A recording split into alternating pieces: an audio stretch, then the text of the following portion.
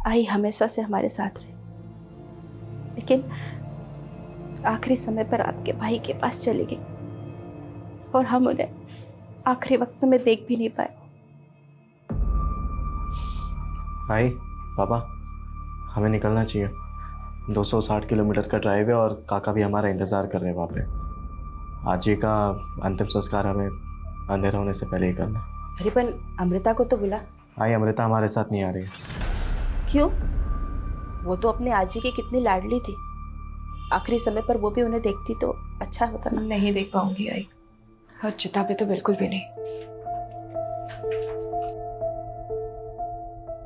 बाबा, हमें चलना चाहिए और अभी आप अमृता की चिंता मत कीजिए। मेरी बहन अभी बहुत स्ट्रांग हो गई है, वो अपना ध्यान खुद रख सकती है। बाबा, अजी का तो सहारा नहीं बन पाई, पर अपना बोझ ढोना सीख लिया है मैंने।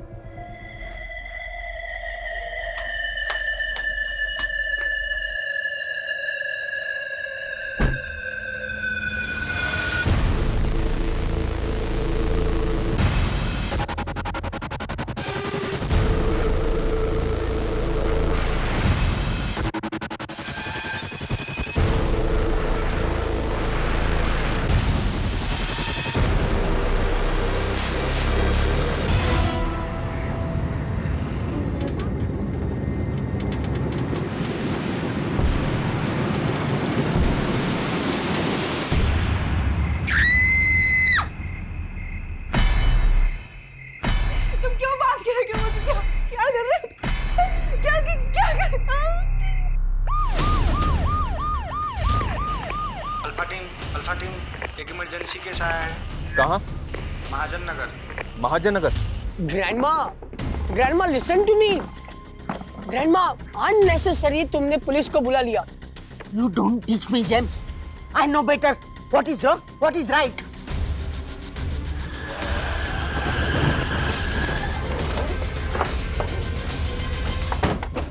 मैंने 1 घंटे पहले आपको कॉल किया था, बट यू पुलिस वाला ऑलवेज लेट। देखिए, आप शांत हो जाइए।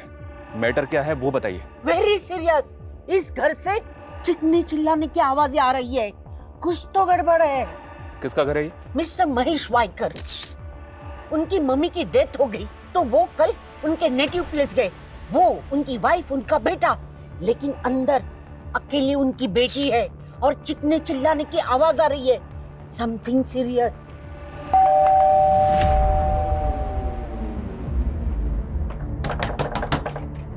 अंदर कोई है क्या?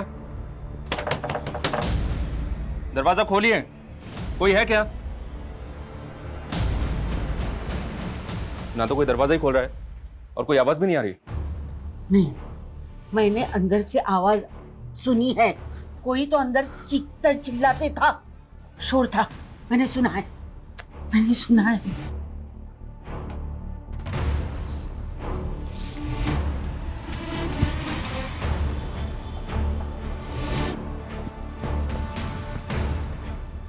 ये गैस का टेम्पो यहाँ किसने खड़ा किया? वो तो कल सुबह से यहाँ है, पता नहीं कब क्यों किसने यहाँ पार्क किया है। कविता, अच्छी तरह से चेक करो। सर,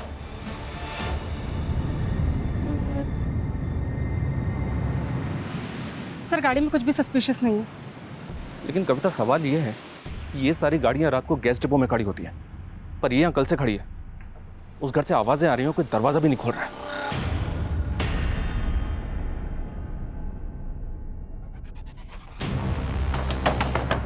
दरवाजा खोलो,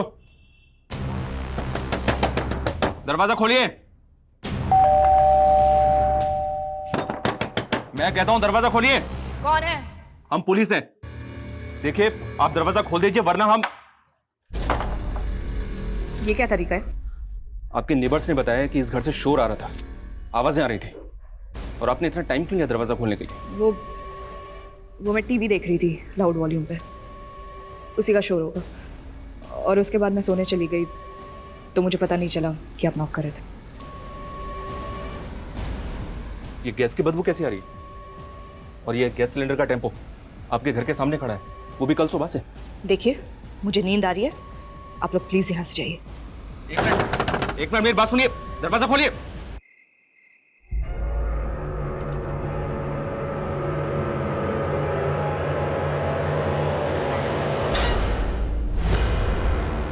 इस विंडो पे किसी की शर्ट होती। ये लड़की बोल रही थी कि घर के अंदर अकेली है, पर घर के अंदर कोई और भी है।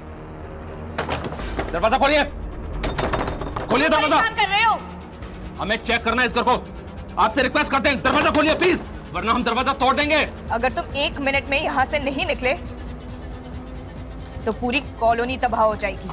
देखो देखो, मुझे अकेला छोड़ दो, वरना ये सारे के सारे सिलेंडर्स फट जाएंगे और ये पूरा मोहल्ला आग में झुलस जाएगा। मैं मजाक नहीं कर रही, समझे? अमृता मेरी बात सुनो।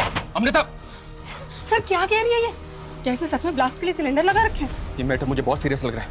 हम इसको बिल्कुल भी हल्के में नहीं ले सकते।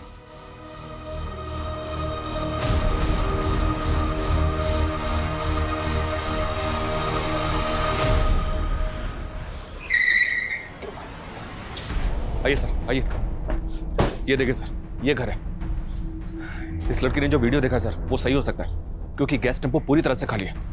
ये देखिए सर, ये वो टेम्पो है। ओके गैस एजेंसी, इस एजेंसी से कांटेक्ट किया? सर ब्रांच ऑफिस सुबह 8:30 बजे खुलेगा। कविता गई वहाँ इंक्वायरी करने के लिए। गुड। अगर ये लड़की सीरियस है तो कुछ भी हो सकता है। फायर ब्रिगेड और एम्बुलेंस को स्टैंड बाई पर रखो। हमें सेफ्टी का पूरा ख्याल रखना होगा। इसकी फैमिली है कहाँ? फैमिली के द्वारा इस लड़की को रोका जा सकता है। सर वो धुले से आने के लिए निकले हम। आपने जिस व्यक्ति को कॉल किया है वह अभी दूसरी कॉल पे व्यस्त है। कृपया अमृता कॉल ही नहीं उठा रही है, पता नहीं किस हाल में। संदीप बेटा तेज गाड़ी चला। हो आई। ये अमृता करती क्या है? नेबर्स ने बताया कि ये कॉरेस्पॉन्डेंस से ग्रेजुएशन कर रही है। 1 साल पहले कार एक्सीडेंट में इसका पैर इंजर्ड हो गया था, जिसकी वजह से ये अभी चल भी नहीं पाती है। फिर तो ये इतने सारे सिलेंडर अकेले प्लेस नहीं कर सकते। सर मैंने इस घर के अंदर एक परछाई भी देखी थी। शायद कोई और भी है जो इसके साथ घर के अंदर है। आखिर ये लड़की चाहती क्या है? क्या ये किसी बात पर गुस्सा है या डिप्रेस्ड है? करना क्या चाहती है? सर कहीं ये लड़की शराबी या फिर ड्रगिस्ट तो नहीं? ऐसा अभी तक किसी ने बोला तो नहीं है, फिर भी सर मैं इस लड़की की हर डिटेल निकलवा रहा हूँ। अमृता के दिमाग में क्या चल रहा है, ये जानने के लिए हमें उससे बात करनी होगी। Right sir.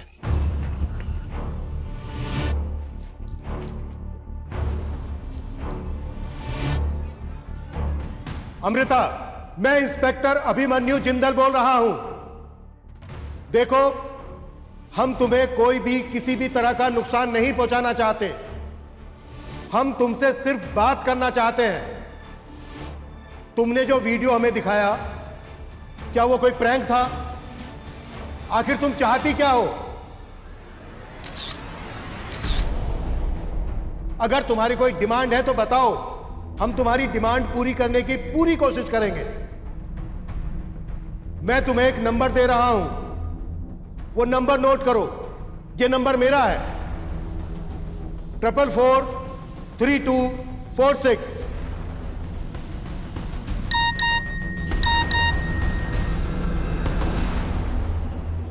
मैं कोई मजाक नहीं कर रही इंस्पेक्टर, आई एम सीरियस। अगर आप लोग यहाँ से नहीं गए तो कुछ ही देर में ये कॉलोनी जल के राख हो जाएगी और तुम रोक भी नहीं पाओगे। तुम लोगों की हर एक मूवमेंट पे मेरी नजर है। इसका मतलब यह है कि हमें सीसीटीवी के जरिए देख रही है।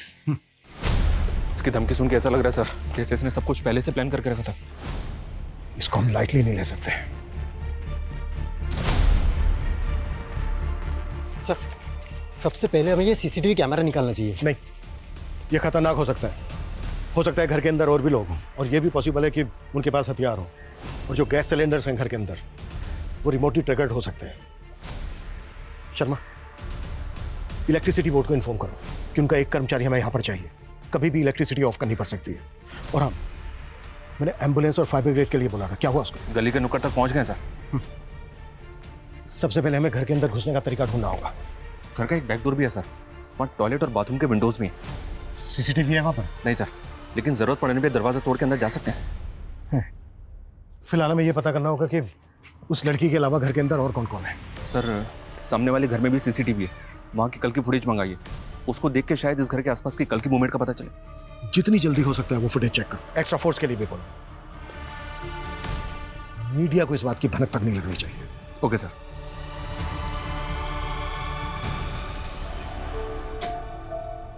चलो पापा, अब आप घर जाओ, लंच करो और रेस्ट करो। मैं यहाँ पे देख लूंगी। हाँ भाई, अब आधे से ज्यादा टाइम तो तू ही दुकान देखने लगी है। चल, फिर भी कोई जरूरत हो तो कॉल कर देना। ओके पापा।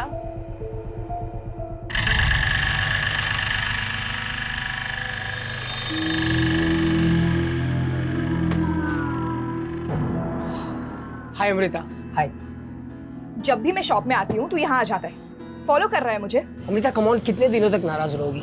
सी, जो कुछ भी हुआ उसके लिए I am really very sorry. माफ कर दो तुझे, तूने ना जान से मारने की कोशिश की थी मुझे। Come on Amrita, it was just an accident. तू निकल जाए या धक्के मार के बाहर निकालो यहाँ से। व्हाट? क्रिश, जो भी पसंद हो ना सब ले लेना, ठीक है? देखो बहुत अच्छे अच्छे टॉयज है इधर। Yes ma'am. How may I help you? Krish बताओ क्या पसंद है तुम्हें? क्रिश नाम है इसका। जी। आओ मैं आपको ना स्पेशल टॉयज दिखाती हूँ। अंदर जा, नहा के आ। आज तेरा बहुत बड़ा दिन है।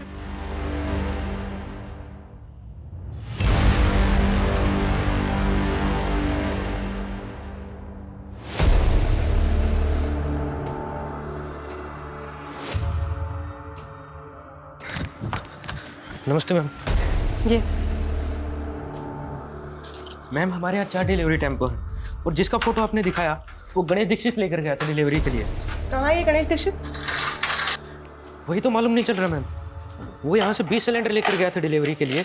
और हाँ, कभी कभी रात में टेम्पो लेकर घर रुक जाता है। कहाँ रहता है वो? जे कॉलोनी। एड्रेस? ये रहा मैम उसका एड्रेस।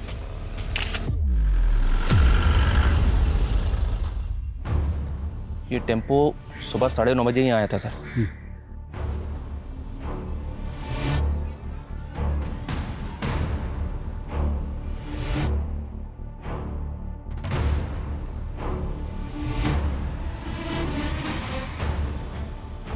मैम, गणेश दीक्षित जिन लोगों को डिलीवरी देने वाला था उन लोगों से मेरी बात हुई। उसने केवल 1-2 लोगों को डिलीवरी दिया। और बाकी कस्टमर्स? मैम, कुछ लोग फ़ोन नहीं उठा रहे हैं और कुछ का लग नहीं रहा है, लेकिन मैं अभी भी ट्राई कर रहा हूँ। जल्दी करो।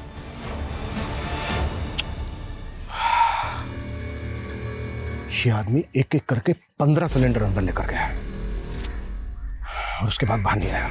सर, इसका मतलब अमृता इस गैस वाले के साथ मिलकर ये सब कर रही है? मोहित, आगे की फुटेज चेक कर क्विक। शर्मा, एक सिलेंडर में करीब 15 kg एलपीजी होती है। 15 सिलेंडर मतलब लगभग 225 kg एलपीजी। अगर ये 15 सिलेंडर एक साथ फटे ना तो आसपास ऐसी तबाही मचेगी कि हम सोच भी नहीं सकते। इसमें कोई टेरेस कनेक्शन तो नहीं है ना सर? पॉसिबल है। मैंने लड़की की डिजिटल फुटप्रिंट पता करने के लिए बोले। मुझे डीसीपी सर को भी अपडेट करना हो। डेफिनेटली वो एटीएस के साथ मिलकर काम करने के लिए बोले। मनीष, आसपास जितने भी खड़े ना सबको खाली करवाओ और ध्यान रहे रेजिडेंस में भगदड़ या पैनिक का माहौल नहीं होना चाहिए। कम से कम 10 से 15 कांस्टेबल तैनात करो। Okay sir.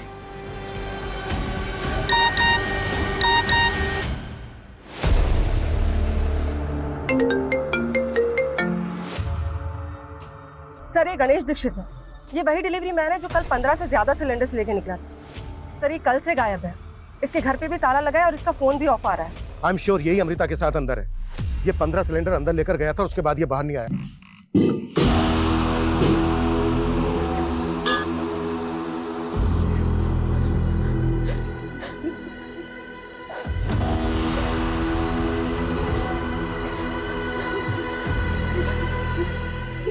हाथ आगे करो।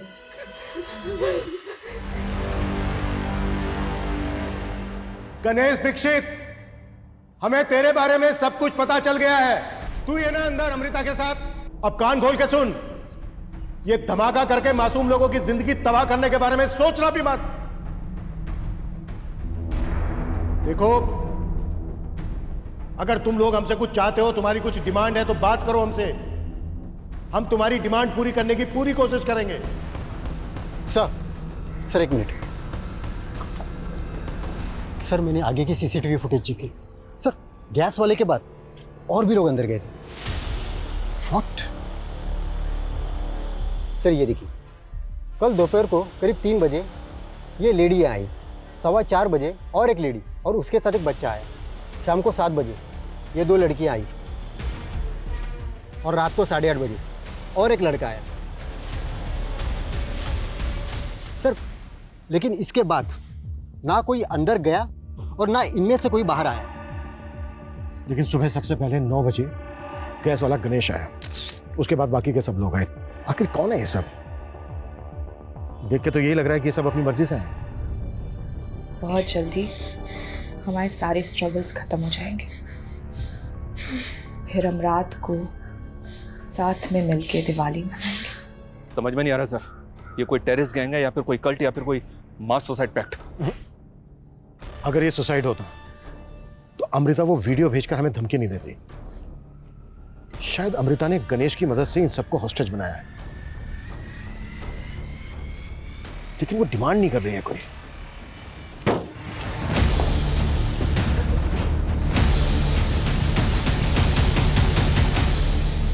अमृता की पड़ोसी मिसेस डिसोजा और उसके ग्रैंडसन ने भी किसी को आइडेंटिफाई नहीं किया, और बाकी पड़ोसी इनमें से किसी को नहीं जानते।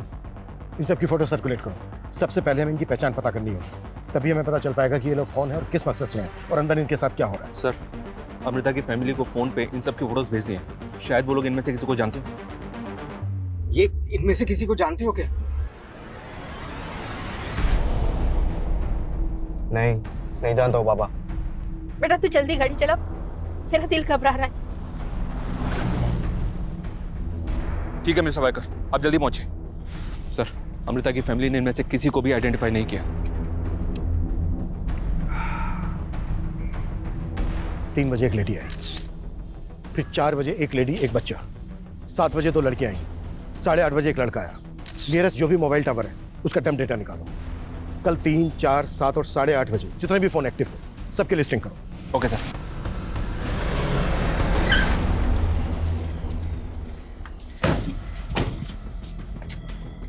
मैं पूनम कदम, ATS।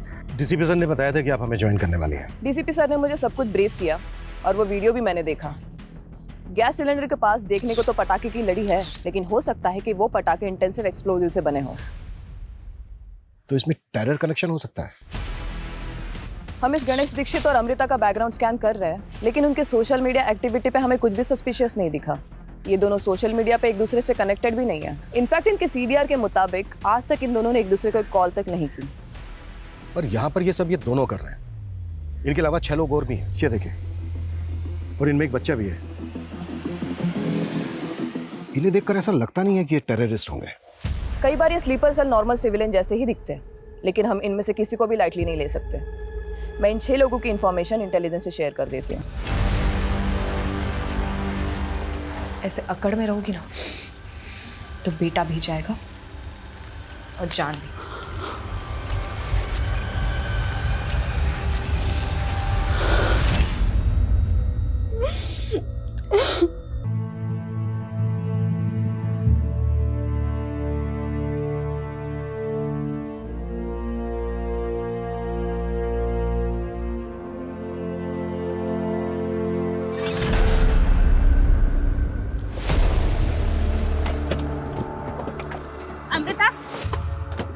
अमृता, रुकिए रुकिए रुकिए रुकिए। सर, आपको कोई गलत फहमी हुई है सर।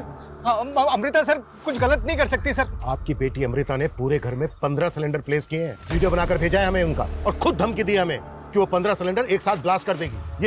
ये टेम्पो खड़ा है ना, ओके गैस एजेंसी का, इससे मंगवाए सिलेंडर। क्या हुआ? ये एजेंसी का नाम सुनकर इतना चौंक क्यों गया? सर, इस एजेंसी में तो मेरा बेटा संदीप काम करता है सर। जी सर। फिर तो तुम डिलीवरी बॉय गणेश दीक्षित को जानते ही होगे। कहीं ऐसा तो नहीं है कि उसी की मदद से तुम्हारी बहन ने? नहीं सर, मुझे पता है कि अमृता के साथ कुछ ना कुछ साजिश हो रही है। मेरी बहन ऐसा कभी कर ही नहीं सकती है सर। तो इस साजिश में तुम्हारे ऑफिस में काम करने वाले गणेश दीक्षित का क्या रोल है? सर, वो डिलीवरी बॉय गणेश दीक्षित को मैं जानता ही नहीं हूँ, और अगर वो डिलीवरी बॉय है सर तो वो किसी लोकल ब्रांच में काम करता होगा, और मैं एजेंसी के हेड ऑफिस में जॉब करता हूँ सर। मैं उसे नहीं जानता हूँ। अच्छा, एक बात बताइए, अमृता की दादी की डेथ हुई, आप सब लोग गए, सिर्फ अमृता नहीं गई। अमृता को अकेले छोड़ के जाने की कोई खास वजह? सर, अमृता खुद हमारे साथ नहीं आना चाहती थी। हाजी का तो सहारा नहीं बन पाई, पर अपना बोझ ढोना सीख लिया है मैंने। अमृता को कोई दिक्कत, कोई साइकोलॉजिकल प्रॉब्लम? नहीं सर, हमारी बेटी सर बिल्कुल नॉर्मल है सर।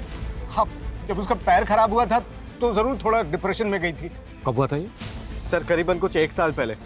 वो जेम्स ने दारू पी के अमृता के पाँव पे गाड़ी चढ़ा दी थी। पड़ोस का मामला था, इसलिए हमने कंप्लेंट नहीं की, जेम्स को ऐसे ही जाने दिया सर। लेकिन हमारी बेटी सर किसी के साथ कुछ गलत नहीं कर सकती सर। सर प्लीज हमें एक बार उससे बात करने दीजिए सर, प्लीज। ठीक है, मेगाफोन लेके आओ। अमृता, अमृता, अमृता, ये लीजिए, इससे बात कीजिए। बेटा दरवाजा खोल। अमृता, बेटा ये क्या सुन रहे हैं हम? दरवाजा खोल बेटा। बेटा तुझे मेरी आवाज सुनाई दे रही है ना? मैं तेरा बाप बेटा, दरवाजा खोल। अमृता अगर तू हमसे नाराज है तो हमें बता दो बेटा, बात तो करना।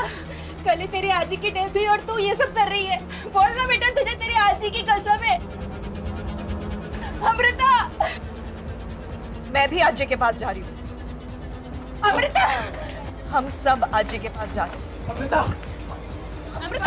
अमृता बेटा खोलना। सर, सर उसको समझ नहीं आ रहा है सर, वो क्या बोल रही है सर, प्लीज उसको बचा लीजिए सर। आप एक मिनट इधर आइए। आपके घर के पीछे जो दरवाजा है जिसपे इंटरलॉक लगा है, उसकी चाबी है आपके पास? हाँ सर, हाँ है। वहाँ कोई हिडन सीसीटीवी लगा है? नहीं सर, कैमरा तो नहीं है। उसकी चाबी दो प्लीज। आप लोग बचा लीजिएगा सर। हाँ बिल्कुल बिल्कुल, आप लोग वहाँ वेट कीजिए प्लीज प्लीज, जल्दी जल्दी। सर अगर अंदर से कुंडी ना लगी हो तो हम इस चाबी से ताला खोल के अंदर जाने का चांस ले सकते हैं। लेकिन ये अटेम्प्ट करने से पहले हमें खुद को मेंटली रेडी करना होगा, क्योंकि याद रहे अंदर एलपीजी है, हम शूट नहीं कर सकते। राइट, और बिना वेपन्स के उनको ओवर पार करना, ऐसे ऑपरेशंस में तो कमांडोज की एक्सपर्टीज होती है। लेकिन पूनम उतना वक्त नहीं है हमारे पास। लेकिन ये लोग तो अंदर मरने के लिए बैठे हैं। अगर हमारे अंदर घुस के उन्होंने पैनिक में ब्लास्ट कर दिया तो? आई नो, ये डू और डाई की सिचुएशन, लेकिन दूसरा कोई रास्ता नहीं है हमारे पास। अटेम्प्ट तो हमें करना होगा। Just give me some time. एक परफेक्ट स्ट्रैटेजी बना के ही हमें ये अटेम्प्ट करना होगा। सर 3 से 8:30 बजे के बीच जो 6 लोग अंदर आए थे, उनमें से 4 लोगों की कल मिसिंग कंप्लेंट फाइल हुई थी। उनकी पहचान पता चली। जो लेडी 3 बजे आई थी उसका नाम राशि शिंदे है, और जो लड़का सबसे आखिर में 8:30 बजे आया था उसका नाम विवेक शिंदे है। विवेक राशि का बेटा है। इन दोनों की मिसिंग कंप्लेंट राशि के पति ने किशनवाड़ी थाने में फाइल की थी सर। और बाकी के दो? सर जो लेडी 4 बजे बच्चे के साथ आई थी उसका नाम पल्लवी सेन है, वो बच्चा उसी का बेटा है। इन दोनों की मिसिंग कंप्लेंट पल्लवी के पति अमित सेन ने आरएल नगर थाने में फाइल की थी। अगर इन 6 में से 4 मिसिंग विक्टिम्स हैं, तो फिर वो 2 लड़कियां कौन है जो 7 बजे आई थी? कर सकता हूँ भाई, मैं तेरे लिए कर सकता हूँ। बेटा मत कर, मेरे लिए मत कर बेटा। यार मैं ये रोज नए नए घर देख के ना पक गई हूँ शालिनी यार। ये लैंडलॉर्ड्स हम बैचलर्स को समझते क्या है यार? मतलब जब इनके मन में आता है तब बोल देते हैं घर खाली कर दो। तू इतने सारे बॉयफ्रेंड्स हैंडल कर लेती है, तुझसे लास्ट वाला लैंडलॉर्ड हैंडल नहीं हुआ? तेरे को कोई और टॉपिक नहीं मिलता ना? मतलब घूम फिर के तेरी गाड़ी बॉयफ्रेंड्स पे अटकेगी, है ना? अरे बस भैया, यही रोक दो। महाजन अगर यही है।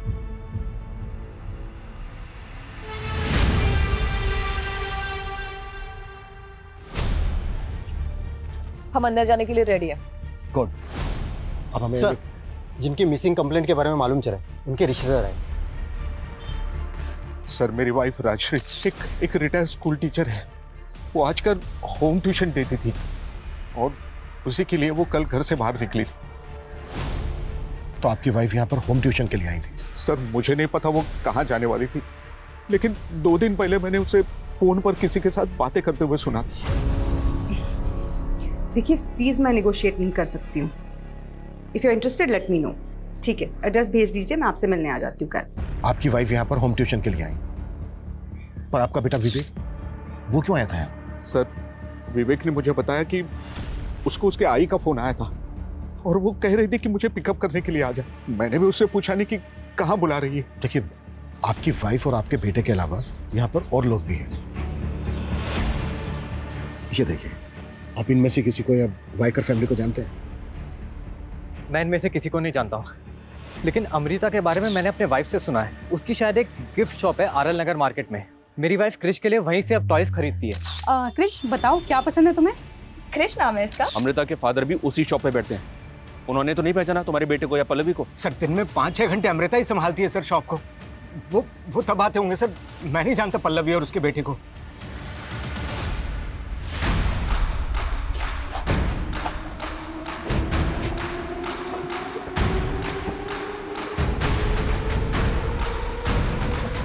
कविता,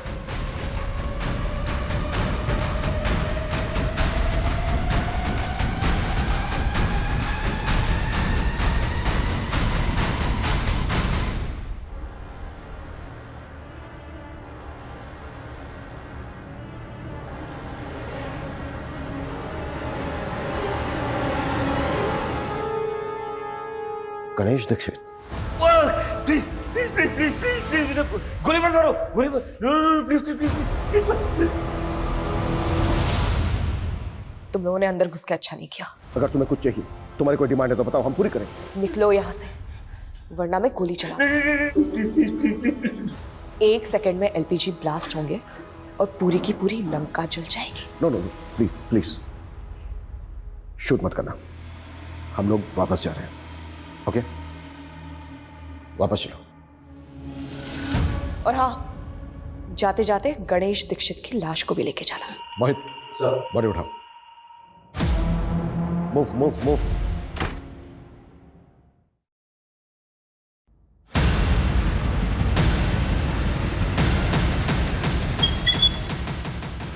यार अमृता, क्या एक्टिंग की है तुमने?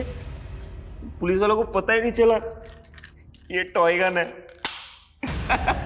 नाइस।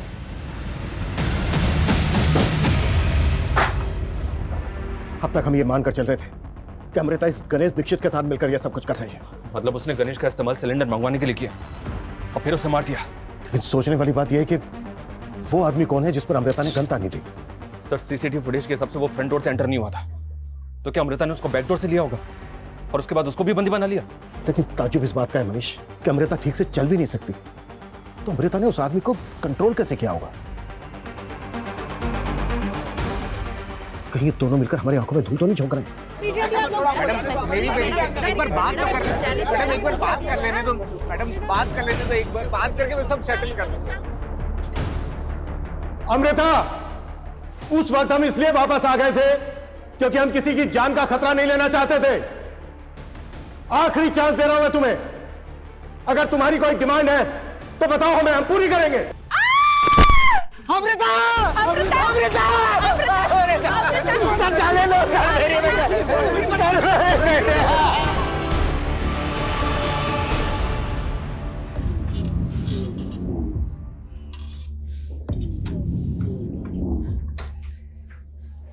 पहला चैप्टर बचपन, बच्चों की प्यारी टीचर।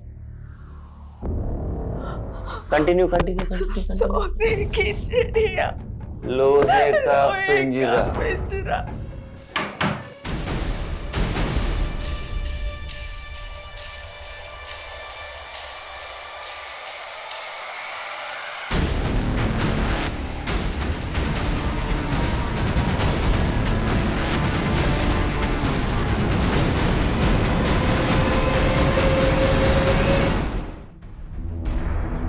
क्या हुआ? कुछ खास मिला क्या? हाँ सर, हमने पहले ध्यान नहीं दिया, लेकिन ये जो पहला सिलेंडर है ये गणेश अंदर लेके गया है। सर 20 मिनट बाद जो वापस आया है, इसकी बॉडी लैंग्वेज स्लाइटली अलग है और सर वो पर्पसली अपना चेहरा छिपाने की कोशिश कर रहा है। मतलब गणेश पहला सिलेंडर लेकर अंदर गया, उसका मर्डर करके उसके कपड़े पहन के कोई दूसरा आदमी बाहर आया। सर सोशल मीडिया की हेल्प से बाकी 2 लड़कियों की पहचान भी पता चली।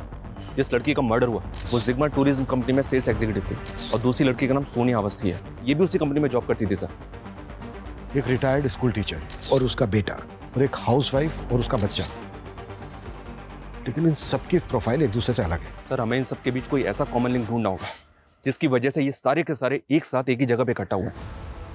लेकिन ये कंफर्म होता जा रहा है कि अमृता ने जिस आदमी पर गन तानी थी वो विक्टिम नहीं था, बल्कि उसी ने अमृता के साथ मिलकर सबको हॉस्टेज बनाया हुआ है। हेलो, वो मैं राजश्री शिंदे, वो होम ट्यूशन के लिए बुलाया था। Yes, we were waiting for you. वो एस्टेट एजेंट सुनील ने भेजा है हमें। आइए, अंदर आइए। वो मेरी आई राजश्री शिंदे यहीं पर है ना? हाँ, आओ अंदर आओ। हमें इस आदमी की पहचान पता करनी होगी, पता करना होगा कि इस आदमी का अमृता के साथ क्या कनेक्शन है। Excuse me. Yes sir, how may I help you? I want to give something to my girlfriend, but मुझे ना समझ नहीं आ रहा क्या दूँ। Can you suggest me? Let me see what can I get for you.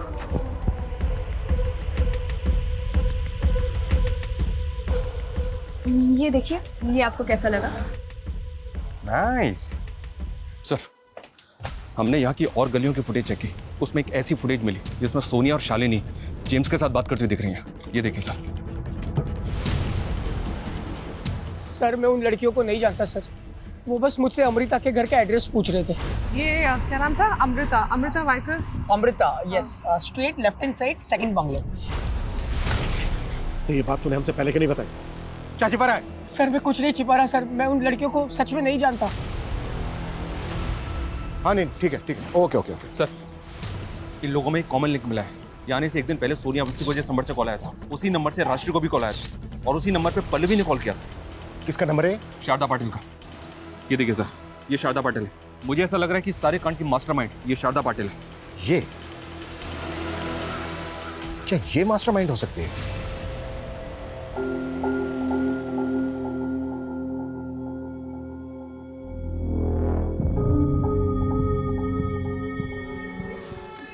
Happy death day to us. Happy death day to us. Happy death day to us. Search करो। क्या कर रहे हैं आप लोग? अरे ये मेरा फोन। पक्के सबूत है हमारे पास। महाजन नगर में अमृता के घर में जिन लोगों को होस्टेज बनाया गया, उसमें आपका हाथ है। सर ये क्या बोल रहे हो आप? राजश्री शिंदे, पल्लवी सेन, इन सबको आपने कॉल किया था ना? कौन है ये सब? सर मैं किसी को नहीं जानती। झूठ मत बोलिए। जिस एरिया में इन लोगों को होस्टेज बना के रखा गया, उस एरिया में कल से एक मोबाइल नंबर एक्टिव है। वो नंबर आपके सीडीआर में भी है। कौन सा नंबर?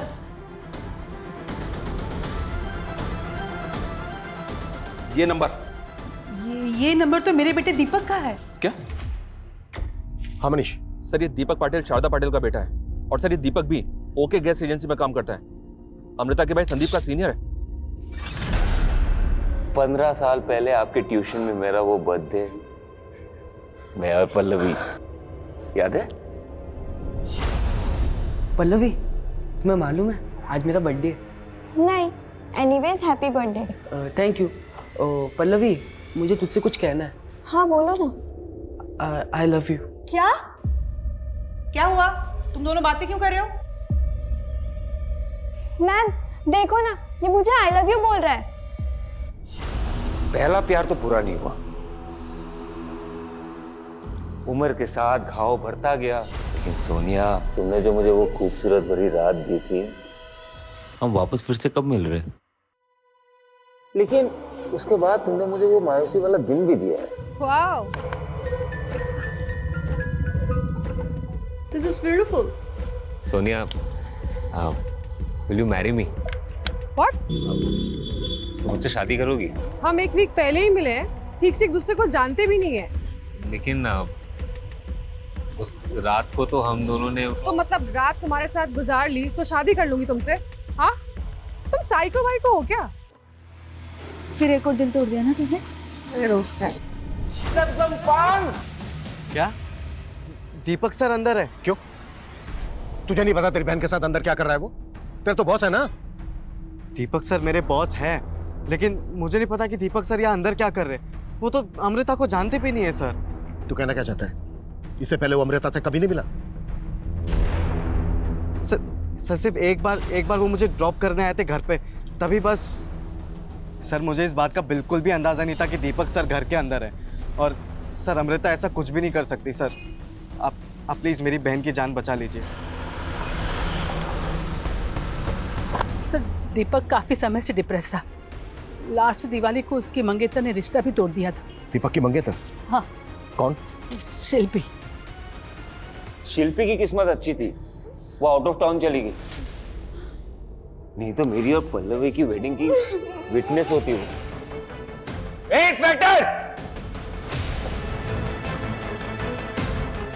2 मिनट बाद मुझे हैप्पी बर्थडे और सबको हैप्पी डेथ डे बोल देना, क्योंकि उसके बाद ये पूरा मोहल्ला हवन कुंड की तरह जलने वाला है। ऐसी गलती भूल के भी मत करना दीपक, नहीं तो सबके साथ तेरी आई शारदा भी जल जाएगी।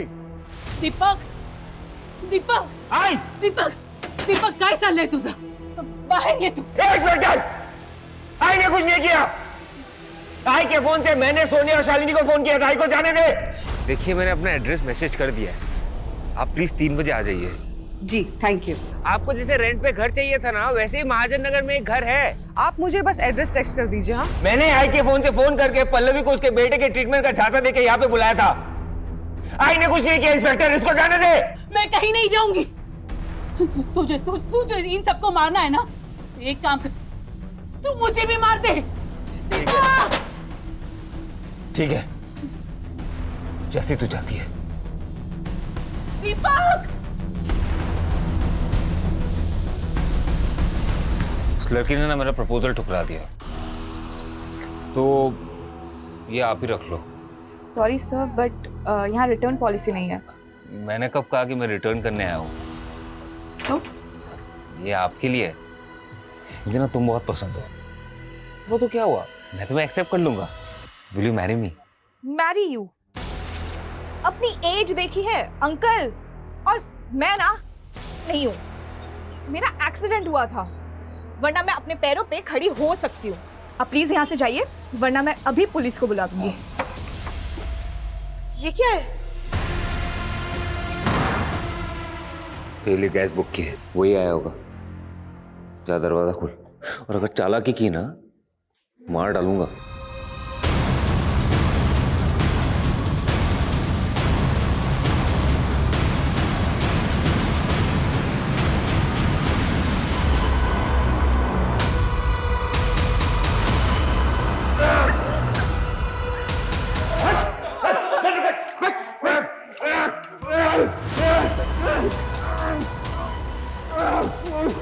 सबको फ्री करो, जल्दी बैक फायर।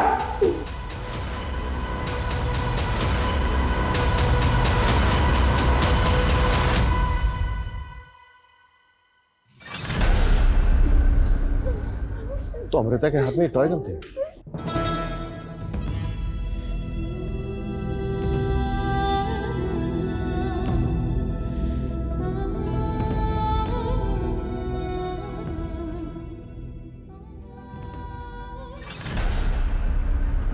तूने 2 लोगों की जानें ली और इतने सारे लोगों की जान को खतरे में डाला, फिर भी हमने तेरी जान बचाई। अब तू पूरी जिंदगी जेल में सजा काटेगा, खून के आंसू रोएगा तू, ये गारंटी है मेरी। सर कई सर फिरे देखे, लेकिन ये कुछ लड़कियों के प्रपोजल ठुकरा देने की वजह से इतने सारे लोगों की जान इसने खतरे में डाल दी। देखो, कोई भी रिश्ता ना 2 लोगों की सहमति से बनता है। हमें एक दूसरे की एक्सेप्टेंस तभी मिल सकती है जब हम एक दूसरे की सेल्फ रेस्पेक्ट को चोट ना पहुंचाएं। लेकिन कुछ लोग ऐसे होते हैं जो दूसरों की सोच समझ पर, उनके फैसलों पर अपना हक जताने लगते हैं, तो रिश्तों में दरारें आ जाती हैं और उन दरारों में से गुस्से की वजह से अपराध का लावा रिसने लगता है। और ये दीपक जैसे लोग, ये लोग तो ऐसे होते हैं कि रस्सी जल गई पर बल नहीं गया। ऐसे लोगों से हमेशा सतर्क रहना चाहिए।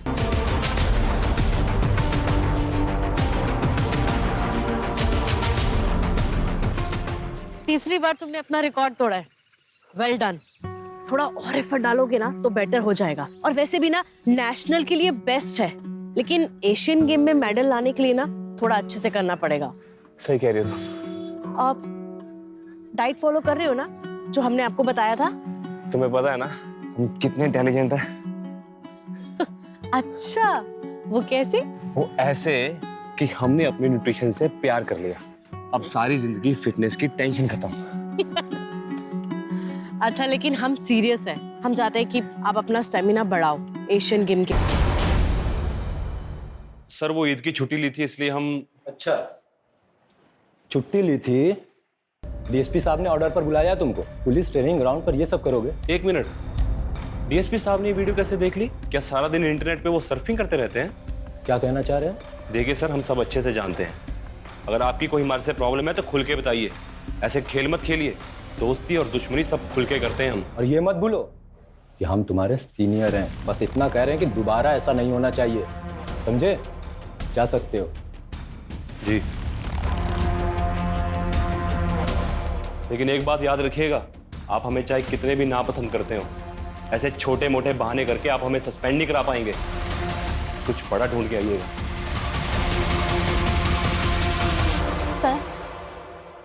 सर। जी, क्या हुआ बताइए। हमारा नाम रीना है। हमारे नेशनल कॉलेज के पास एक बार है जहाँ पर कुछ लोग हमेशा नशे की हालत में लड़कियों के साथ छेड़छाड़ करते रहते हैं। उस बार का मालिक भी हमारे साथ बदतमीजी करता है। क्या नाम है बार का? पीएल बार।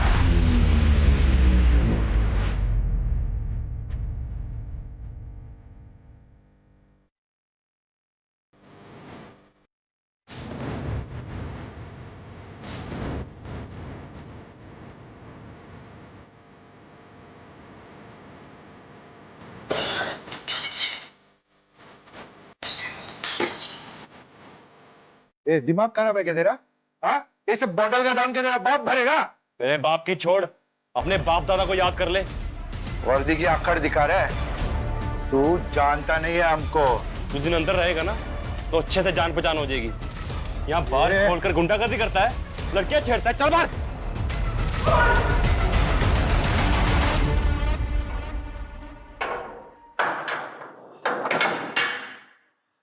ये सब क्या चांद? कुछ नहीं सर, अपनी ड्यूटी कर रहे हैं। ये आदमी ना कहानी मत सुना मुझे, और ये मत भूलो कि ये जो वर्दी मिली है ना, स्पोर्ट्स कोटा में मिली है तुम्हें, ना तुम्हारे बस की बात नहीं है सब इंस्पेक्टर बनना। जिस आदमी को अंदर डाला है ना, तुरंत रिलीज करो। सर इसके खिलाफ कंप्लेंट मिली है हमें। कंप्लेन मिली है? मतलब कोई भी लड़की आकर कुछ भी कहेगी, बिना इंक्वायरी किए मान लोगे? हाँ मिश्रा जी? Yes sir. ये सज्जन आदमी को तुरंत रिलीज करिए। यस।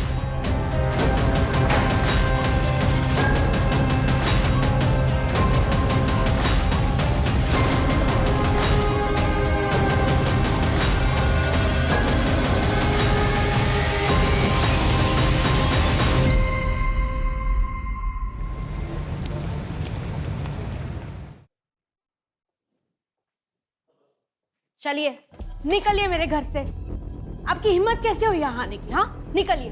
तबस्सुम, मैंने आपसे कितनी दफा कहा है मुझे नहीं आना है आपके साथ घर वापस। मानते हैं हमसे गलती हुई, लेकिन नाराजगी छोड़ो और हमारे साथ चलो।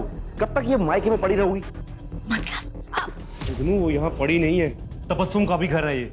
चांद, वाह, अपने ही बहनोई की गिरबान पर हाथ डाला।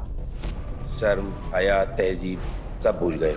ये भी भूल गए कि अपनी बहन के शौहर से किस तरह से बात करते हैं। इससे तो मेरा अब ये जूता बात करेगा।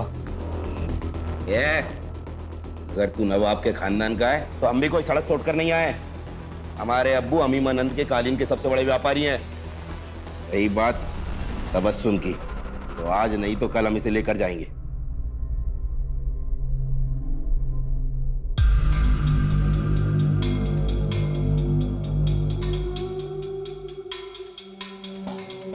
क्या है ये सब? तुम्हें इस बात का अंदाजा भी है कि हम नवाबों के खानदान से हैं? हमने ख्वाब में भी नहीं सोचा था कि हमें इस तरह की बेहूदगी देखने को मिलेगी कभी। वो लड़की न तो हमारी कौम की है और ना ही हमारी बराबरी की है। ये रिश्ता तो हरगिज नहीं हो सकता। निकाह तो हम नैना से ही करेंगे। फिर तो हमारी लाश पर से गुजर कर करना होगा तुम्हें ये निकाह। अब्बा, बुरा ना मानिएगा, पर आज दुनिया बहुत आगे बढ़ चुकी है और हमें चांद को अपने फैसले लेने का हक देना चाहिए।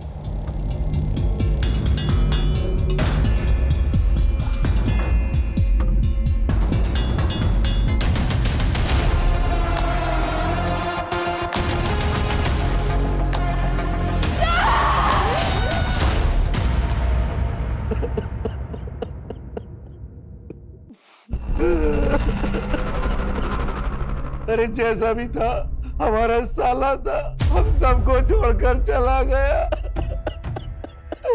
जब तक पोस्टमार्टम नहीं हो जाता हम हमारे भाई को नहीं दफनाएंगे।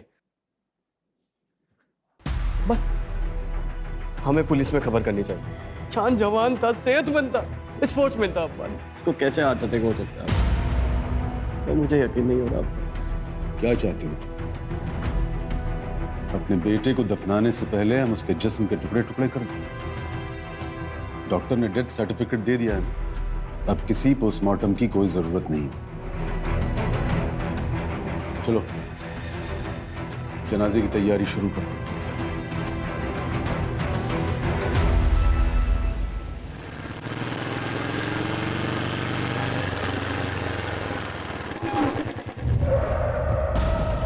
ए, कौन हो तुम लोग?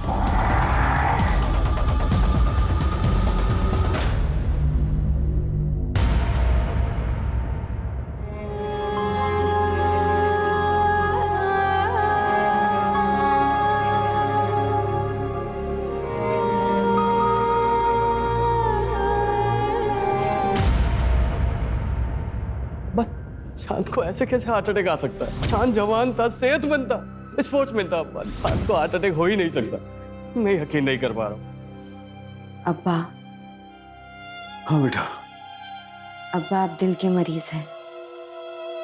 भाई के जाने का गम सबको है, मगर आप यूं ही ये सब सोचते रहोगे तो आप ही की तबीयत बिगड़ेगी ना। अब ये सब सोचना बंद कीजिए और ये लीजिए दवाई।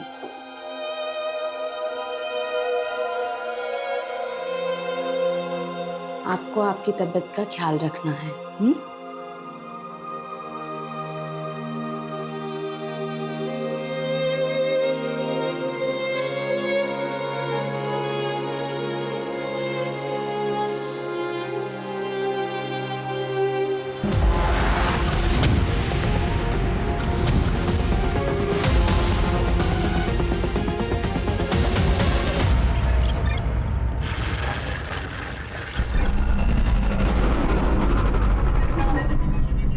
जी कहिए। मेरा आज इंटरव्यू है, मुझे देर हो रही है, मुझे अगले आईटी चौराहे तक उतार देंगे?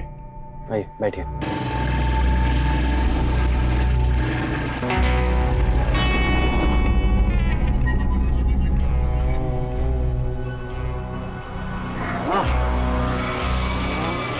बस बस यही रोक दीजिए। Thank you sir, thank you so much.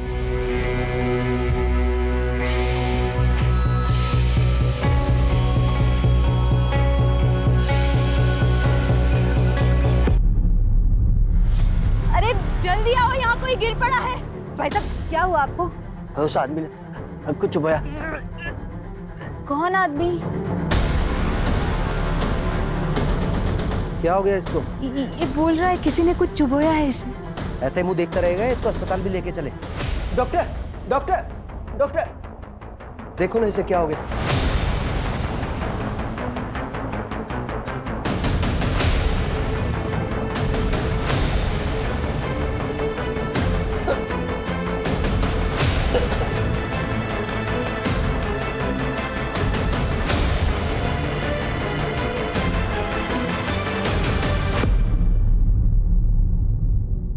I am sorry, पर ये नहीं रहे।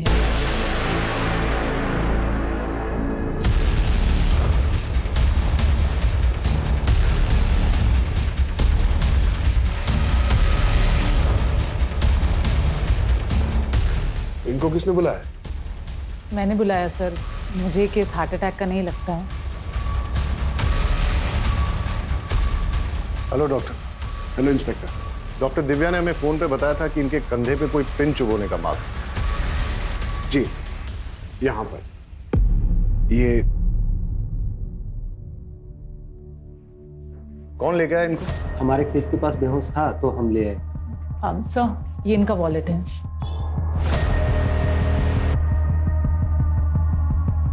नवाब अरबाज कुरैशी, उन्नाव। फैमिली को इन्फॉर्म करो और बॉडी को पोस्टमार्टम के लिए भेज। Right sir. हम नवाबों के खानदान से हैं। पूरे उन्नाव में हमारी शान थी, लेकिन एक झटके में हमारा पूरा कुनबा बिखर गया। पहले छोटा बेटा चांद और अब अरबाज। हमारे अरबाज चांद से बेहद मोहब्बत करते थे। उन्हें यकीन ही नहीं हो रहा था कि चांद को हार्ट अटैक कैसे आ सकता है। अरबाज को ऐसा क्यों लगता था कि चांद की मौत हार्ट अटैक से नहीं हुई है? शायद वो अपने भाई की मौत के सदमे में था। उसकी किसी के साथ कोई लड़ाई हुई थी या दुश्मनी थी? नहीं। मैं बड़े भाई अरबाज के बारे में पूछ रहा था। जी नहीं थी। वो लखनऊ में क्या कर रहा था? उन्नाव में हमारी सीमेंट की फैक्ट्री है और लखनऊ में उनके क्लाइंट्स, शायद उसी सिलसिले में आया होगा। इंस्पेक्टर साहब, हमको लगता है कि हमारे अरबाज का जरूर कोई दुश्मन होगा, क्योंकि जब कुछ दिन पहले वो घर पे आए थे ना, तो किसी ने उन्हें बहुत मारा था। सर जब अरबाज पर अटैक हुआ था उसी समय मैंने उससे कहा था कि पुलिस स्टेशन में आकर एक FIR कराने के लिए। सुना है नवाब साहब कि आपके ऊपर किसी ने हमला कर दिया। आप ना पुलिस स्टेशन आ जाइए और आकर एक FIR लिखवा दीजिए। लेकिन वो आया ही नहीं। बेचारा अपने भाई चांद गिर रहा हार्ट अटैक से। चांद एक नेशनल लेवल एथलीट था, सब इंस्पेक्टर था और उसकी फैमिली बोल रही थी कि एकदम फिट था। अब उसका इस तरह हार्ट अटैक से मरना कुछ समझ में नहीं आ रहा है। आजकल तो लोग जिम में एक्सरसाइज करते करते बेवजह मर जाते हैं हार्ट अटैक से। आप ही हैं नवाब साहब के फैमिली डॉक्टर? जी हाँ। आप यकीन से कह सकते हैं कि चांद की मौत हार्ट अटैक से हुई थी? नवाब साहब के घराने की फैमिली हिस्ट्री में दिल की बीमारी है। चांद, अरबाज उससे पहले उनकी माँ भी 2 साल पहले हार्ट अटैक से मरी थी। ठीक है, आप जा सकते हैं। ठीक है। अर्जुन, चांद के पोस्टमार्टम के साथ साथ उसका टॉक्सिकोलॉजी टेस्ट भी करवा। 2 भाइयों की मौत, वो भी एक के बाद एक, और अरबाज के साथ मौत के पहले मारपीट भी हुई थी। हो ना हो, इसमें कोई दुश्मनी का एंगल जरूर है। अब सवाल ये उठता है कि दुश्मन घर के बाहर है या अंदर। अरे कूद जा लल्ले, कुछ नहीं है। नहीं अनु, मैं नहीं कूदूंगा। अरे तुम्हारी ऐसी की तैसी। नहीं अनु, मत।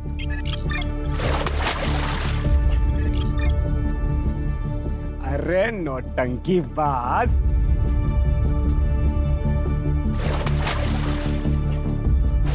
अनु, कुछ हो जाता तो। हो गई नौटंकी, कमर तक तो पानी नहीं है तुम्हारे। नौटंकी बाज।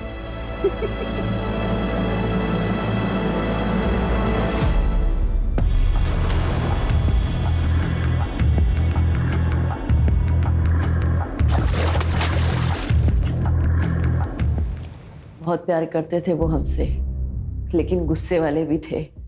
हम उन्नाव पुलिस वालों को कह कह के थक गए थे कि चांद को हार्ट अटैक नहीं आ सकता है। हम खुद पेशे से न्यूट्रिशनिस्ट हैं, उनके खाने पीने में कड़ी निगरानी रखते थे हम। अभी अभी आपने बताया कि वो व्यवहार से थोड़े गुस्सैल थे, तो उनकी किसी के साथ कोई अनबन जिसके बारे में आप जानती हैं? शायद हमारी शादी, हम दोनों अलग अलग धर्म के थे और इस शादी के खिलाफ बहुत से लोग थे। मेरे कुछ घर वाले और चांद के कुछ जानने वाले लोग। ऑनलाइन तो हमारे रिश्ते का मजाक भी बना। ये देखिए, ये वीडियो सबसे पहले किस आईपी एड्रेस से अपलोड हुई, किसने भेजी और किस किस को भेजी, सारी डिटेल्स निकालो। जी सर, और मैंने उस चौक को भी पता करने के लिए कह दिया है, शायद वहां से कोई क्लू मिल जाए। सर, ये अरबाज की पोस्टमार्टम रिपोर्ट है। ठीक, जाओ। ओके सर, पोस्टमार्टम रिपोर्ट के हिसाब से अरबाज की मौत हेवी पॉइजनिंग की वजह से हुई। ये भी लिखा है कि अगर ज़्यादा मात्रा में लिया गया हो तो महज कुछ ही मिनटों में उस इंसान की मौत हो सकती है।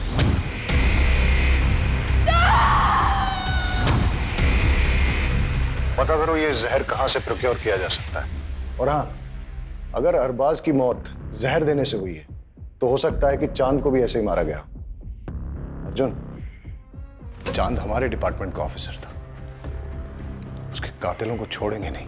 लेकिन सर, हम पता कैसे करेंगे? चांद का पोस्टमार्टम नहीं हुआ था, उसकी बॉडी को दफना दिया गया था। कोर्ट से उसकी बॉडी को निकालने का परमिशन लेते हैं। उसे इंसाफ दिलाने का यही एक तरीका है। माफ कर दे अनु। माफ कर दे? क्या किया क्या है तूने? मेरी एक गलती की वजह से हमारी दोस्ती टूट गई। वो इतनी छोटी सी बात के लिए लल्ले तू हमारे बचपन का प्यार, बचपन की दोस्ती सब भूल जाएगा? बेवकूफ इंसान। इधर आ। तो चांद के अवशेष को निकलवाकर टॉक्सिकोलॉजी के लिए भेज दिया गया है। हमारी फोर्स का होनहार ऑफिसर था, फिर भी मरने के बाद भी उसे चैन नहीं मिला। इंस्पेक्टर राकेश के साथ चांद की कुछ प्रॉब्लम चल रही थी। अपने राकेश साहब जो है ना, बड़े साहब, खाने पिलाने वाले आदमी थे, और चांद साहब एकदम सीधे साधे। उनके बीच में कुछ तो झगड़ा चल रहा था। सुन, जो फाइल के पन्ने पलट रहा है ना, बंद कर दे, और जो कर रहा है ना, वो भी करना बंद कर। हम क्या कर रहे हैं सर? सस्पेंड करा देंगे तुझे। नहीं करा पाएंगे सर। आखिर उड़ते हुए तीर को कौन न्योता देता है? चांद और उसके बड़े भाई अरबाज दोनों ही जुगनू और तबस्सुम की तलाक करवाने के पीछे पड़े थे। इससे तो मेरा अब ये जूता बात करेगा, क्योंकि वो दोनों जुगनू को पसंद नहीं करते थे। क्या प्रॉब्लम थी जुगनू के साथ? जुगनू ने झूठ बोल के शादी की थी। न वो नवाब है और ना ही पैसे वाला। दिन भर आवारागर्दी करता रहता है, अयाशी करता रहता है। पता करो ये जुगनू कहाँ टिमटिमाता है। Right sir.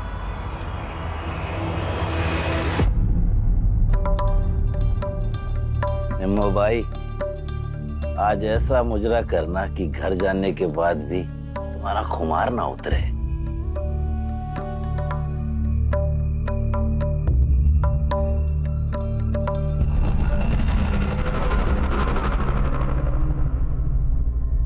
यहाँ तो ताला लगा हुआ है। नजाकत ने लूटा शराफत। पुलिस हमारे घर? चल अंदर बैठ। अरे ये क्या बदतमीजी है? चल।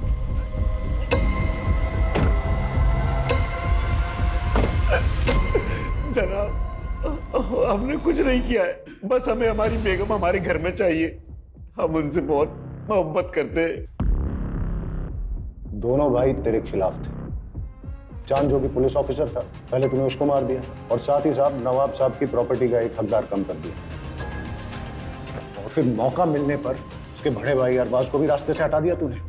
तो तेरा तलाक भी नहीं हो सकता तबस्सुम से। अब तू जिंदगी भर नवाब की हवेली में लाहौर में लकूवत, हम उनका खून कैसे कर सकते हैं साहब? तो चांद की पोस्टमार्टम रिपोर्ट आ गई है, उसे भी वही जहर दिया गया है जो अरबाज को दिया गया था। मतलब दोनों भाइयों की मौत एक ही तरह से हुई है, यानी कि कातिल एक ही है और उसका मोटिव भी एक ही है। दोनों भाइयों की मौत से सबसे ज्यादा फायदा किसको हो सकता है? सर मुझे तो लगता है हमें जुगनू पर नजर रखनी चाहिए। रखो। और कुछ पता चला? सर हम अरबाज का कॉल रिकॉर्ड चेक कर रहे थे, पता चला कि वो एक सीबीआई ऑफिसर के साथ टच में था, नाम है सदानंद भोसले। अच्छा, भोसले साहब से अपॉइंटमेंट लो, मिलते हैं। सर तुम्हारे सोशल मीडिया का पेज नैना और चांद के खिलाफ हेट स्पीच से भरा है। क्यों भाई, क्यों किया ऐसा? सर मैंने लिखा और वो वीडियो भी वायरल की। इसमें क्या गलत किया सर? नैना मेरी कजन है, अगर मैं अपने घर की इज्जत नहीं बचा सकता तो किस काम का हूं मैं सर? ये लोग हमारी बहन बेटियों को भड़का रहे हैं सर। इसलिए चांद को रास्ते से हटा दिया, मार दिया उसको तुमने? गुस्सा तो बहुत आता था उस पे, ऐसे देख के खून खौलता था, लेकिन मैंने उसे नहीं मारा सर। हमारे पास आई विटनेस है जिसने तुमको चांद के साथ लड़ते हुए देखा है। अबे हीरो, चल निकल यहां से, वरना तेरी सारी रंगबाजी यहीं निकाल दूंगा। मार लो। शांत, छोड़ो से। क्या कर रहे हो तुम लोग यहाँ? मुझे ना यहाँ पे कोई तमाशा नहीं चाहिए। बैठो। सर उन लोगों के साथ कुछ भी होता है तो पूरी दुनिया ह्यूमन राइट्स के नाम पे खड़ी हो जाती है। हमारी बहन बेटियों के साथ जो हो रहा है उसका क्या सर? नफरत से सिर्फ नफरत फैलती है। एक पुलिस ऑफिसर था वो जो देश के लिए मेडल लाने की कोशिश कर रहा था, मार दिया तुमने उसको, और फिर उसके मर्डर को छुपाने के लिए उसके भाई को भी मार दिया। ऐसे नहीं मानेगा ये। तुम्हें क्या लगता है एक पुलिस ऑफिसर का मर्डर हो जाएगा और पुलिस हाथ पे हाथ धरी बैठेगी? लेके जाओ इसे, और तब तक तोड़ो जब तक ये सच नहीं बोलता। लेके जाओ।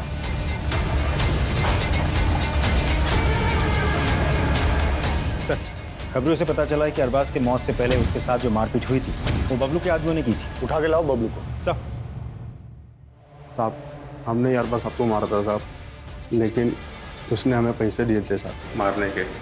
उसने किसने? जुगनू मियां ने साहब। अरबाज को पिटवाया तूने? साहब मैं बहुत गुस्से में था साहब। जब मैं चांद की जनाजे में गया तो अरबाज ने मेरे साथ बदतमीजी की। या अल्लाह, हमारे भाई की जान के बदले हमें उठा लिया होता। बस कर ये नाटक। हमारे भाई के जनाजे पे बैठ के ये घड़ियाली आंसू मत बहा। यहाँ पे निकल जाए, यहाँ से निकल, उठ और चला जाए यहाँ से। मुझे धक्के मारकर हवेली के बाहर निकाल दिया। बस इसी बात पे गुस्सा था, लेकिन इसका मतलब ये तो नहीं कि मैंने किसी को मारा है। एक पुलिस ऑफिसर का मर्डर हुआ है, इसे डंडे मार के तब तक मुजरा करवाओ जब तक ये सच नहीं बोलता। लेके जाओ। साहब साहब साहब। Sir CBI officer Sadanand Bhosle के साथ मीटिंग फिक्स हो गई है।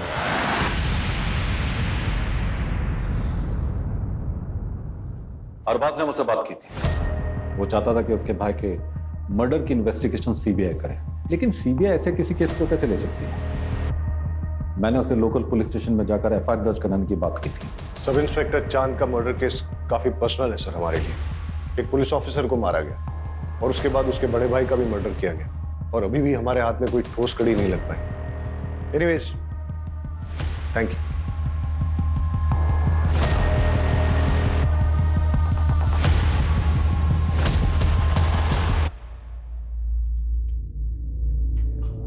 अवस्थी साहब थोड़ा ध्यान रखिएगा। उस मर्डर केस की पुलिस जोर शोर से जांच कर रही है, कहीं बुझती हुई चिंगारी सुलगती हुई आग ना बन जाए। केस के लिए जरूरी है इसलिए तुमसे पूछ रहा हूं, क्या तुम्हारे और चांद के बीच में फिजिकल रिलेशंस थे? नहीं सर, हमने डिसाइड किया था कि जो करेंगे शादी के बाद करेंगे। लेकिन आप ये सवाल क्यों पूछ रहे हो? इससे उसकी मौत का क्या वास्ता है? जांच में हमें यह पता चला है कि चांद उन्नाव के बाहर एक केमिस्ट से रेगुलर तौर पे सेक्सुअल परफॉर्मेंस की दवाइयां खरीदता था।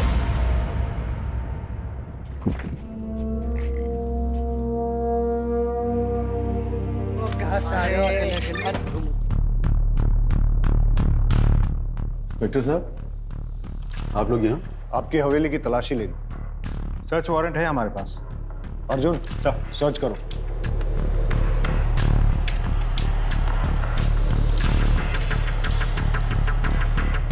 और कितनी तकलीफें पहुंचाएंगे हम? जाइए यहाँ से, अकेला छोड़ दीजिए हम सब, बंद कीजिए ये सब। आपके दोनों बेटों की हत्या हुई है और आप चाहते हैं कि हम इन्वेस्टिगेशन बंद कर दें?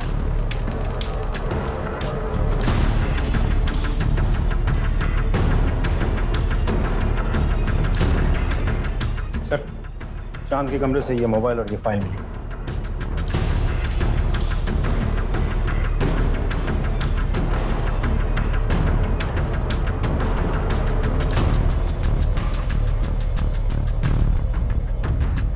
इंस्पेक्टर राकेश अवस्थी से मिलना पड़ेगा। आपका चांद के साथ कोई प्रॉब्लम चल रहा था तो आपने उसे मरवा दिया और फिर इस मर्डर को छुपाने के लिए चांद के बड़े भाई अरबाज को भी मरवा दिया। ये सब बकवास और बेकार की बातें हैं। ये डॉक्यूमेंट्स देखिए, चांद ने ये सबूत इकट्ठे किए थे कि 6 महीने पहले एक लड़के को आपकी कस्टडी में टॉर्चर करते हुए आपने उसे मार डाला। सर क्या करें? अगर इसका लाइसेंस एक्सपायर है तो कैसे जान से मार देंगे? तुम मेरे बीच में टांग अड़ाना बंद कर, निकल यहां से। मैंने कहा निकल यहां से।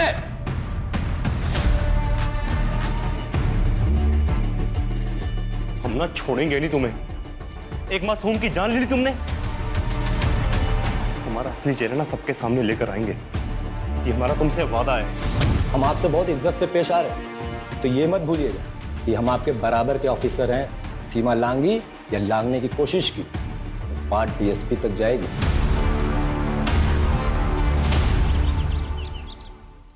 वहीं रुक जाओ, वहीं रुक जाओ। अगर हमारा बेटा तुम्हारे प्यार में नहीं पड़ा होता ना, तो आज वो जिंदा होता। अगर आपने अपना बेटा खोया तो मैंने भी अपना प्यार खोया है। कुछ नहीं खोया है तुम, लेकिन हमने अपना बेटा खोया है। और हमें तो कभी कभी लगता है कि तुम्हारे घर वालों में से किसी ने हमारे बेटे को। अब वो आपकी तबीयत खराब हो जाएगी।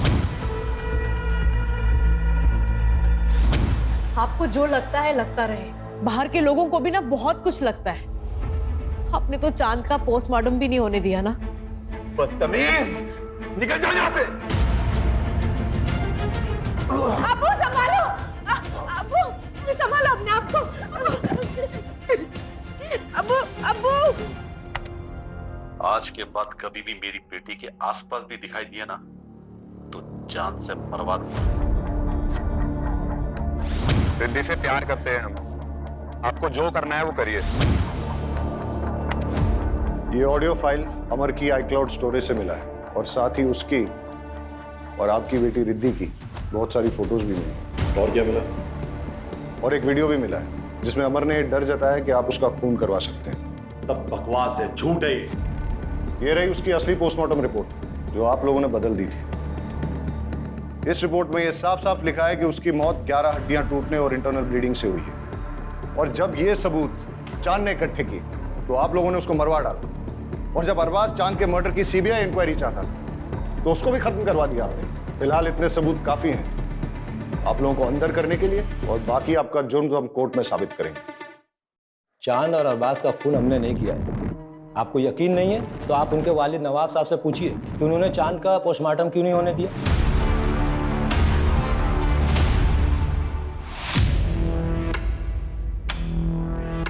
कैसे हैं इकबाल साहब? ठीक है। अभी हमें जब पता चला कि इकबाल साहब को हॉस्पिटल लेके आए तो हमने सोचा कहीं इनके साथ भी ऐसा ही तो नहीं हुआ जैसा इनके बेटों के साथ। नहीं सर, नवाब साहब को सिर्फ दिल की बीमारी है। ये उनकी जो लेटेस्ट रिपोर्ट्स आई है उसके हिसाब से लग रहा है कि बहुत दिनों से उन्होंने अपनी दवाई नहीं ली। मगर अब्बा तो उनकी दवाई हमेशा वक्त पर लेते थे और हम हमेशा उनकी दवाई अपने साथ ही कैरी करते थे।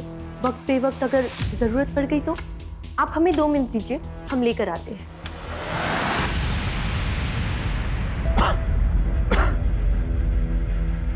नवाब साहब, एक बात हमारी समझ में नहीं आई, आपने अपने छोटे बेटे चांद की बॉडी का पोस्टमार्टम क्यों नहीं होने दिया? बचपन से जिसे दिल से लगाकर पाला, पोसा, बड़ा किया, के टुकड़े कैसे होने देते। ये रही दवाई। ले दीजिए मुझे।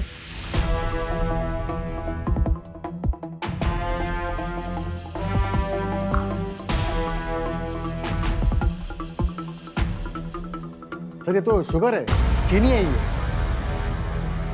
कौन देता था इन्हें ये दवाई?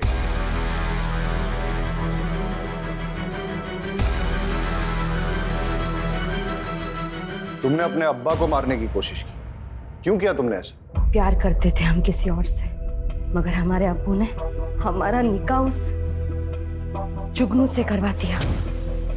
नवाबी चोला ओढ़ एक जालिम और जिद्दी इंसान है मेरे अब्बू। और तुम्हारे भाई?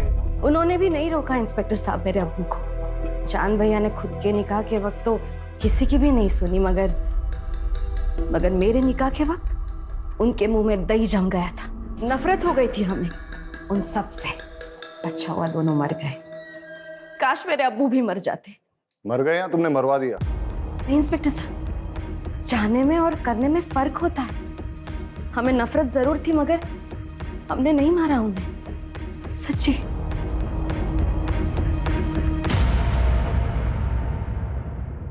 चांद और अरबाज के केस में इतने सारे सस्पेक्ट्स हैं। सनी, जुगनू, इंस्पेक्टर अवस्थी, इकबाल कुरैशी, तबस्सुम, हीना, कोई भी हो सकता है। लेकिन सर अभी भी समझ में नहीं आ रहा है कि चांद और उसके बड़े भाई अरबाज को मार कौन सकता है? इनमें से कोई भी हो सकता है, या फिर नैना, क्योंकि जो जितना भोला भाला दिखता है वो उतना ही शातिर भी हो सकता है। एक काम करो अर्जुन, चांद और अरबाज के केस में ये जितने भी सारे सस्पेक्ट्स, सबकी डिटेल्स फिर से निकालो। छोटी से छोटी चीज भी चेक करो, कुछ तो है जो हमसे छूट रहा है। सर बस एक कड़ी हाथ में आ जाए तो सारे पेज खुल जाएंगे। सर बाकी सब तो क्लीन है, लेकिन एक इंटरेस्टिंग बात सामने आई है। पिछले 2 साल में हिना ने अपने बैंक अकाउंट से कोई ट्रांजैक्शन नहीं किया था, लेकिन अरबाज के मौत से 2 दिन पहले हिना के पिता ने उसके अकाउंट में 10 लाख रुपए ट्रांसफर किए थे, और अरबाज के मौत के 10 दिन बाद हिना ने वही 10 लाख रुपए कैश में विड्रॉ किए थे। जी हमने डाले थे पैसे, हिना को पैसों की जरूरत थी। अरबाज के बिजनेस में काफी नुकसान हो गया, इसीलिए कुछ पैसे की जरूरत थी। कितने पैसे बेटा? करीबन 50 लाख के आसपास। आपने वो 50 लाख रुपए शौहर को बचाने के लिए इस्तेमाल किए या शौहर को प्रॉब्लम में डालने के लिए? मतलब अरबाज के मरने के 10 दिन के बाद आपने वो सारे पैसे निकाल लिए कैश में, क्यों और किस लिए?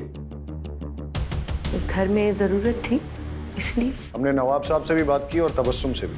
आपने घर पे न तो वो पैसे किसी को दिए हैं और ना ही घर के खर्च के लिए इस्तेमाल किए हैं। कहाँ इस्तेमाल किए वो 50 लाख? सुना है आपने अपने पर्सनल क्लिनिक के लिए नए इक्विपमेंट खरीदे। हाँ तो सर इसमें क्या क्राइम हो गया? क्राइम तो नहीं है, लेकिन ये 50 लाख रुपए आपके पास आए कहाँ से? मेरे पैसे हैं, मैंने जमा किए थे। चलिए वो छोड़िए, ये बताइए, आप तो लखनऊ में प्रैक्टिस करते हैं, तो फिर आप जिस दिन चांद की मौत हुई उस दिन उन्नाव में क्या कर रहे थे? जिस ऑटो में आप बैठ के गए थे और आपने जो उसको ऑनलाइन पैसे ट्रांसफर किए थे भाड़े के तौर पे, उसका रिकॉर्ड भी है हमारे पास। और उस ऑटो वाले ने हमें ये बताया कि आप ऑटो में वेट कर रहे थे, जब चांद की बारात आई तभी आपने उसे छोड़ा। हम उस जहर तक भी पहुंच गए जो आपने लैब टेक्नीशियन संतोष सिंह से खरीदा और जिस जहर को आपने चांद और अरबाज में इंजेक्ट किया। डॉक्टर साहब अब तो सच बोल दो, मैंने दोनों का फोन किया।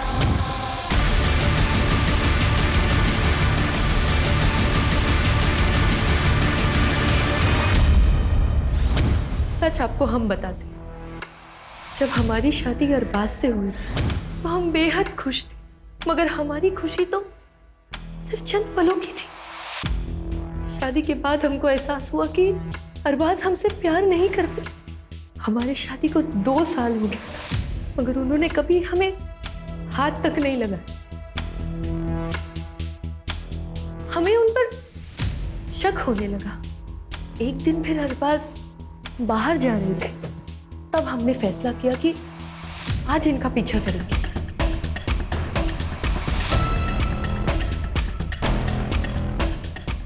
अरे लल्ले, आज तुम हमसे मिलने आए हो? पागल है क्या तू? मरना है तुमको? आई लव यू टू लल्ले। जब तुमने मुझे एकदम से किस कर लिया था तो मैं घबरा गया था। मैं अपने आप को एक्सेप्ट नहीं कर पा रहा था मैं। पर सच बात तो यह है कि आई लव यू टू। लेकिन अनु, दुनिया हमें समझ नहीं पाएगी। हमें कुछ करना पड़ेगा। अगर मैं दुनिया के सामने मर जाऊं तो? पागल है क्या तू? नहीं, मैं लखनऊ जाके रहूंगा। तुम आते रहना मुझे मिलने के लिए, किसी को कुछ नहीं पता चलेगा। जब हमने अरबाज से कन्फ्रंट किया तो उन्होंने हमें थप्पड़ मारा। हम पूरी तरह से टूट गए थे।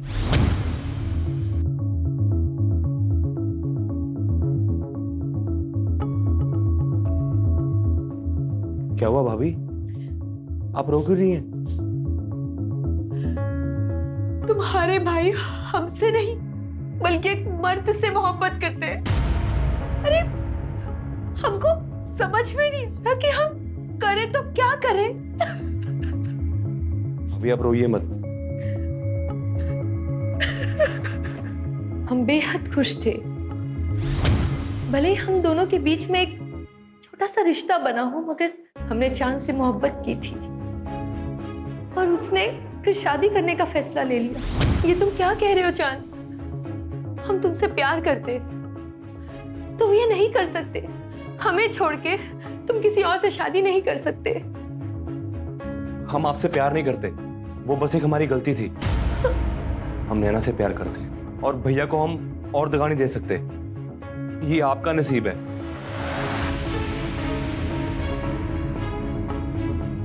एक भाई ने हमें तन्हा कर दिया और दूसरे ने हमारा प्यार किसी और को उठाकर दे दिया।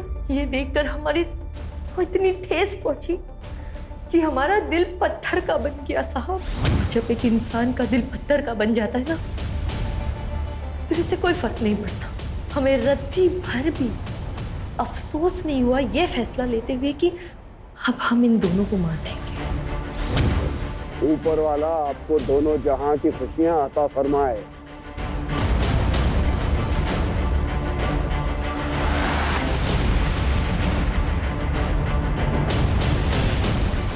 अरबाज को उसके भाई के खून के बाद तड़पते हुए देख के बहुत खुशी हो रही थी हमें, मगर अरबाज के सर पर तो अपने भाई की मर्डर की इंक्वायरी करने का भूत सवार हो गया। बस फिर क्या, अरबाज और उसके भूत दोनों को साथ में दफना दिया। जी कहिए। मेरा आज इंटरव्यू है, मुझे देर हो रही है। मुझे अगले आईटी चौराहे तक उतार देंगे?